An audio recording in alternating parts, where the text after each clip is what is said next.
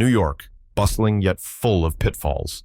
The fast-paced rhythm here can swallow anyone not quick enough, and sometimes, in that crazy whirlwind, fate enjoys playing cruel tricks. The blaring car horns, the thick smell of exhaust fumes, mixed with the strong aroma of coffee from a sidewalk stall. Hyatt, with her voluminous brown hair messy after a long flight and her eyes searching with a look of confusion, stood amidst the crowded Manhattan sidewalk. The worn blue suitcase was all her worldly possessions at the moment. In her pocket were only a few loose change and a vague job interview address on a crumpled piece of paper. The invisible pressure from her family back home, especially the coo about an arranged marriage, weighed heavily on the young woman's shoulders. America was her last chance to decide her own life. Sweat beaded on her forehead as Hyatt tried to focus on her phone screen, which was almost out of battery, hoping to find a signal for the pathetic GPS. Just as despair peaked, a sleek black sedan braked sharply right in front of her, nearly running over the toe of her dirty white sneakers. The back door swung open. A man in a finely tailored suit stepped out, his jet black hair slicked back neatly, revealing a high forehead and sharp eyes. His appearance exuded wealth and power. "Taxi!" "Thank goodness!" Hyatt exclaimed, as if finding a lifeline without thinking. She rushed forward, suitcase in hand, ready to jump into the car. The man frowned, his look of confusion mixed with annoyance, sweeping over Hyatt from head to toe. "You're mistaken. I'm not a taxi." His voice was deep and slightly stern, causing Hyatt to halt. But the car clearly stopped here, didn't it? I'm in a hurry, please." Hyatt still held the posture of getting into the car, her face pleading. The confusion and desperation made her miss the look of surprise on the face of the man opposite her. "I said, I'm not a taxi," the man repeated, his tone slightly raised. "This is my private car. You've ruined my plans." "Ruined what plans?" "It's just a taxi ride. You're exaggerating." Hyatt started to get annoyed. The man's arrogant demeanor was wearing down her patience. The small argument right in the middle of the Manhattan sidewalk attracted the attention of a few passers-by. They stopped, staring at this one-of-a-kind dialogue. Hyatt felt her face burning. This was not the start she had hoped for in the land of opportunity. Just as the misunderstanding reached its peak, another man, equally well-dressed, rushed over breathlessly. "Murat Bey, there you are. I've been looking for you." The car had a small issue. "We're almost late for the meeting." "Murat Bey, sir." The name and the way the arriving man addressed him were like a splash of cold water on Hyatt. She froze. So this wasn't a taxi, and the grumpy man in front of her was someone important. Her face burned with embarrassment. Murat glanced at Hyatt with eyes full of annoyance and displeasure. "See," he said to the man accompanying him, his voice full of implication. "A disastrous misunderstanding. Let's go, Kamal." He turned and walked away, leaving Hyatt standing alone amidst the passing crowd, with her pathetic suitcase and a mix of confused emotions, shame, annoyance, and even a bit of anger. Her first impression of New York, and of this man named Murat, was truly tearful yet funny. She swore she would never forget the unpleasant look on his face when she mistook him for a taxi driver. That bizarre encounter, though only lasting a few brief minutes, was the beginning of a series of unexpected events that reshaped Hyatt's life in a way she had never dared to imagine. She didn't know that the grumpy man she had just failed to hire would be the one to play an extremely important role in her journey to find freedom and happiness in America. The incident haunted Hyatt throughout the struggle to find her interview location. She arrived late, sweating profusely and her clothes disheveled. The corporate campus of Daria Textiles Corporation appeared before her, imposing and modern. A glass and steel skyscraper, a symbol of success and professionalism. Did a girl fresh off the boat from a distant village, with little experience and a not-so-impressive resume, have a chance to set foot in this place? Stepping into the main lobby, the splendor and magnificence of the company made Hyatt even more anxious. The well-dressed employees hurried by with stacks of documents in their hands. Everything was too unfamiliar and overwhelming. She approached the reception desk, stammering her name and purpose for being there. "Hello, I am Hyatt Uzun. I have an interview for the secretary position." The beautiful receptionist smiled professionally, scanning the computer screen. "Hyatt Uzun? Ah, yes. Ms. Sunapektas, right? Director Murat is waiting for you in meeting room 3. Hyatt froze. Sunapektas? She wasn't Sunapektas. There was a mistake here. But before she could correct it, the receptionist quickly directed her to the elevator and showed her the way to the meeting room. Hayat's heart pounded in her chest. Should she tell the truth now, or just stay silent and see what happens? The pressure from her family resurfaced. The image of her mother with her worn face and words full of disappointment if she returned empty-handed. She couldn't go back home for an arranged marriage. She needed this job, no matter the cost. In an instant, Hayat made a bold and risky decision. She would impersonate Sunapektas. As long as she got the job, she would find a way to explain later. That thought flashed in her mind, partly dispelling her fear. She took a deep breath, straightened her clothes, and walked towards the elevator, trying to maintain her composure as much as possible. The elevator doors closed, carrying Hayat up to the higher floors of the building. Along with the increasing altitude came a surge of anticipation and anxiety. She didn't know how dangerous the game she was entering was. Impersonating someone else to get a job was a risky act, but for her future, Hayat had to gamble. Standing in front of the meeting room door, Hayat paused for a moment to regain her composure. She smoothed her hair, took a deep breath, and knocked. A deep, familiar voice, almost eerily so, called out from inside, "Come in."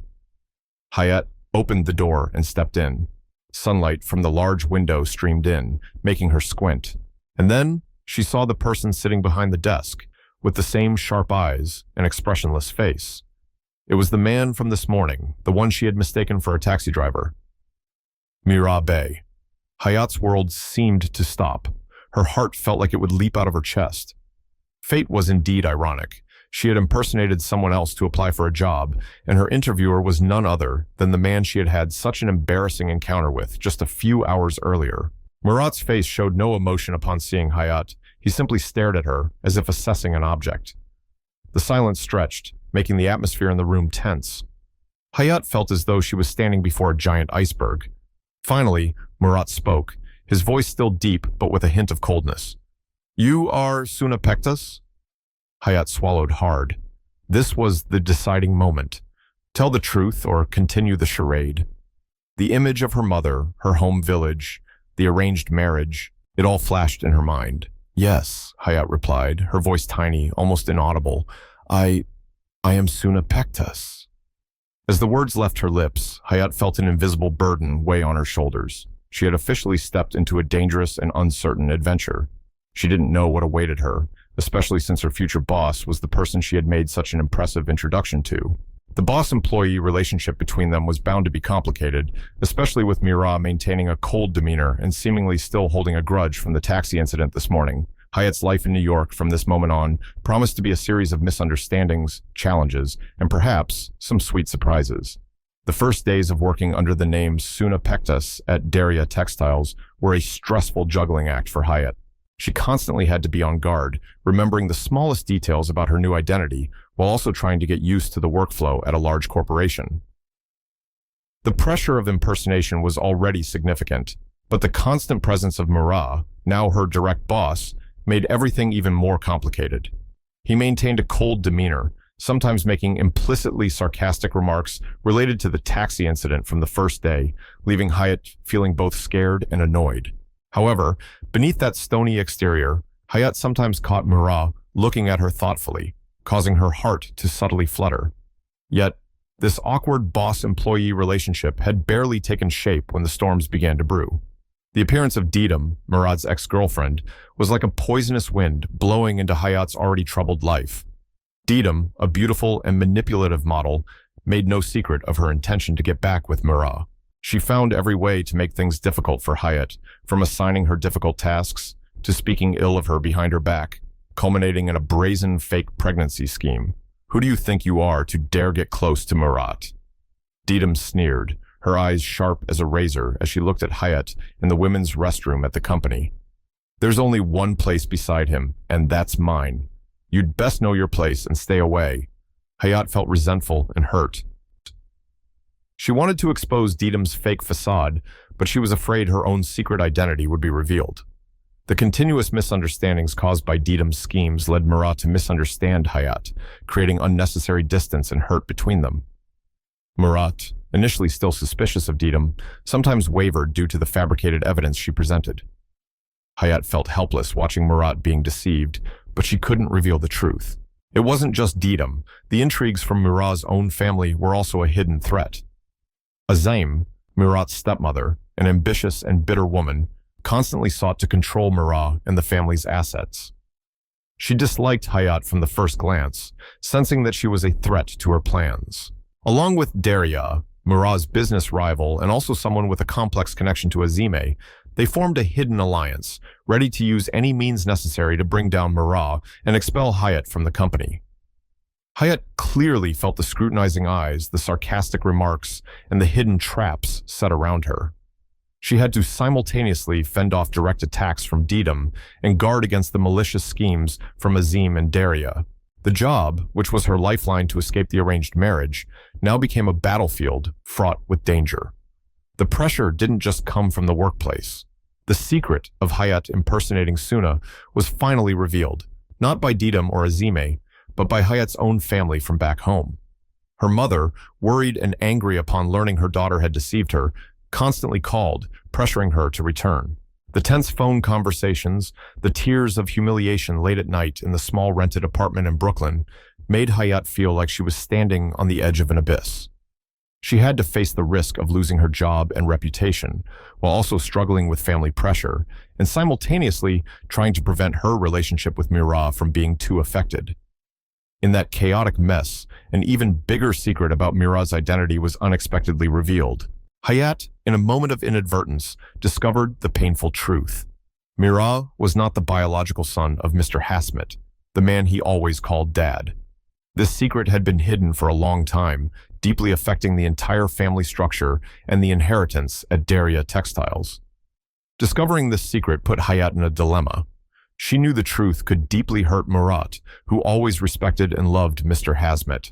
But hiding the truth went against her conscience and could lead to unforeseen consequences in the future, especially since Azim and Daria also seemed to know about this secret and were plotting to use it. Initially, fearing Murat would collapse, and because of the misunderstanding still existing between them, Hayat decided to keep this secret. She thought she was protecting him, but her silence inadvertently created more distance and suspicion. Murat sensed a change in Hayat, felt she was hiding something, and this hurt him, making him think Hayat didn't trust him or was concealing something related to herself. The relationship between Hayat and Murat became increasingly fragile, surrounded by lies, schemes, and hidden secrets. They loved each other, but that love had to navigate a minefield full of danger. Would they be strong enough to overcome everything together, or would these storms sink all hope for a happy future in America? Hayat's fight for love, truth, and justice had only just begun. Life in New York was never easy, but for Hayat and Murat, it was a harsh trial that forged their love to be stronger than ever before. The schemes from Deedham, Azime, Daria, along with family pressure and the secret of Murat's parentage, pushed them into situations that seemed insurmountable. The climax of the series of events was a serious accident orchestrated by Azim and Daria to eliminate Murat permanently. Murat was severely injured, and standing on the brink of life and death awakened both of them. Throughout Murat's time in the hospital, Hayat didn't leave his side for a moment. She cast aside all fear, all misunderstandings, focusing only on caring for him and praying for him. It was in those moments, close to death, that Murat realized who truly loved him and was important to him. He also gradually understood the burdens and difficulties Hayat had endured. The secret about his parentage was finally shared by Hayat honestly, without any more hiding. The truth, though painful, was the first brick in rebuilding trust between them. Murat, initially shocked, but seeing Hayat's sincerity and remorse, forgave her. The accident was also the last straw, exposing Azim and Daria's schemes to the light. With the help of Kamal, Murat's loyal assistant, and the cooperation of some other employees in the company, evidence of their wrongdoing was collected. Azim and Daria faced legal consequences for their actions. Daria Textiles underwent a major restructuring, removing the negative elements and moving towards a healthier and more transparent working environment. As the storms at the company subsided, Hayat and Murat began to mend the cracks in their family relationships. Hayat's brother, after learning the full truth about the difficulties and pressures his sister faced, flew from their hometown to New York to support her. His presence and understanding were a great source of encouragement for Hayat. Her mother, though initially still angry, seeing the maturity, love, and happiness that Hayat found with Murat, eventually gradually accepted and forgave her daughter. As for Murat, his younger brother, who had always loved and supported him, played an important role in helping Murat confront the truth about his parentage and mend relationships with the rest of his family. Mr. Hazmat, after learning the truth, though heartbroken, still showed love for Murat, affirming that he was always his son, regardless of blood ties. The Sarstil family gradually found peace after the major upheavals. After all the challenges, Hayat and Murat were finally able to be together without barriers or secrets. They officially made their relationship public, and although there were still curious glances or initial gossip, their sincere love and steadfastness gradually convinced everyone. Hayat was no longer the fake Suna Pektas. She was Hayat Uzun, the woman who had captured Murat Sarstil's heart. Their wedding was a warm and intimate affair in a beautiful garden outside New York, attended by family and close friends who had always been there for them. It was a day filled with laughter and happiness, marking a new chapter in both their lives. 5 years later, Manhattan is still bustling and vibrant, but Murat and Hayat's penthouse apartment overlooking Central Park is an oasis of peace filled with the laughter of children. Their wedding photo is still prominently displayed on the fireplace mantel, a testament to the challenging but also incredibly sweet journey they have taken together. Now, their small family has 2 more adorable young members. Their elder son, with dark hair and bright, intelligent eyes like Murat, is engrossed in assembling a model airplane. Their younger daughter, with voluminous brown hair and a radiant smile like Hayat, is hugging a doll and babbling. Murat, no longer the cold director he once was, is now an exemplary father, patiently playing with his children after each workday. He looks at Hayat, who is sitting on the sofa reading a book to their daughter, his eyes full of love and gratitude. Hayat, from an anxious and fearful small-town girl, has become a confident, strong, and happy woman. She still works at Daria Textiles, now in a more important position, proving her capabilities. Life is not always a bed of roses. There are still the small challenges of everyday life, but Hayat and Murat have learned to face them together, with love, understanding, and trust.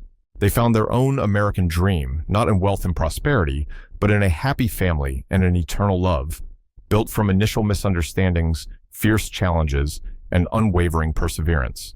Their story is proof that even in a large and demanding city like New York, true love can blossom and bear fruit, bringing about a blissful ending like in a fairy tale. Hey everyone! If you're enjoying the content, I'd really appreciate it if you'd hit that like button, drop a comment with your thoughts, and subscribe to the channel for more updates. Don't forget to share it with your friends too. Let's spread the word together. Thanks for the support.